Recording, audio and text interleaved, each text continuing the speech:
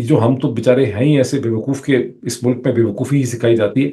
आखिर जब Humpty Dumpty ने 2022 में एक रिटायर्ड अफसर को, जिसने अपने चीफ बनने से 2 दिन पहले रिटायर हो जाना था और जिसका सारा का सारा कैरियर लैक लस्टर था, जिसने 2 दफा कोशिश की और उसको पाकिस्तान मिलिट्री एकेडमी में भी, हालांकि कोई बहुत ज़बरदस्त ये एरोस्पेस एकेडमी नहीं है, ये कोई मेडिकल कॉलेज का एडमिशन नहीं है, ये कोई इंजीनियरिंग यूनिवर्सिटी का एडमिशन नहीं है, ये कोई टॉप एमबीए स्कूल का एडमिशन नहीं है, ये कोई लम्स का एडमिशन नहीं है, ये कोई आईबीए का एडमिशन नहीं है, ये कोई हार्वर्ड कोलंबिया स्टैनफोर्ड का एडमिशन नहीं है।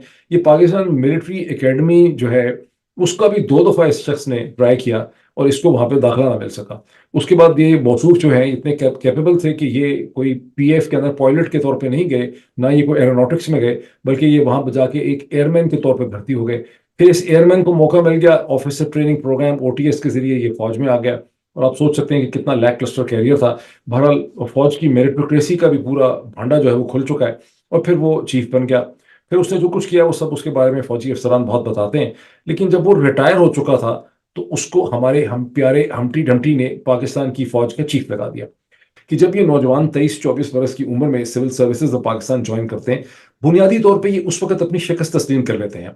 ये उस वक्त ये समझ जाते हैं कि हमें सरकार की छतरी अम्ब्रेला के अलावा हम जिंदगी अच्छी नहीं गुजार सकते। ये कमजोरी की एक निशानी होती है कि आप ये सरेंडर कर देते हैं to the difficult adverse life. जब आप जवान होते हैं, आपने जिंदगी का मुकाबला करना होता है, आप सोचते हैं मैं एक इम्तिहान दूंगा, 3 4 5, ये सिर्फ 3 महीने की मेहनत करने वाला इम्तिहान है। पता नहीं जिसमें जिसको इसमें साल लगता है उसको अपना दिमागी कोई एग्जामिनेशन करवाना चाहिए, जिसको फिर उसमें कोई कमजोरी होती होगी। ये 3 4 महीने की मेहनत करने वाला मैक्सिमम इम्तिहान है, और लोगों के जहन में है कि हम ये इम्तिहान एक दफा दे देंगे, उसके बाद सारी उम्र हम आराम से बैठ के खाएंगे।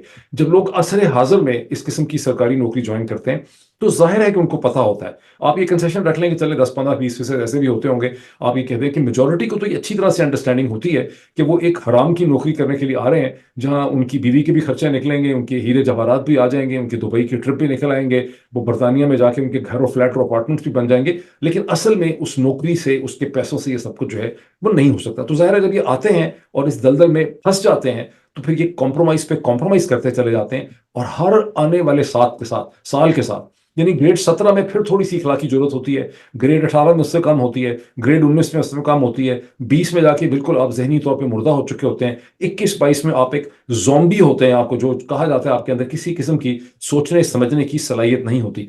ब्यूरोक्रेसी सिविल हो या मिलिट्री हो, उनके अंदर कभी कोई विजन नहीं होता। विजन आज़ाद लोग लेकर आते हैं, जिनको अपनी जरिया माश के लिए मेहनत करे, अपने हाथ से जिन्होंने मेहनत करके पैसा कमाना होता है, मेहनत से उन्होंने एक वैल्यू ऐड करते हैं, कोई प्रोडक्ट के सर्विस डेवलप करते हैं, वही लोग दुनिया को विजन दे सकते हैं। तमाम तहजीब याफ्ता दुनिया में आप देखें, कहीं ब्यूरोक्रेसीज विजन नहीं देती, ब्यूरोक्रेसीज विजन को इंप्लीमेंट करने के लिए होती हैं। तो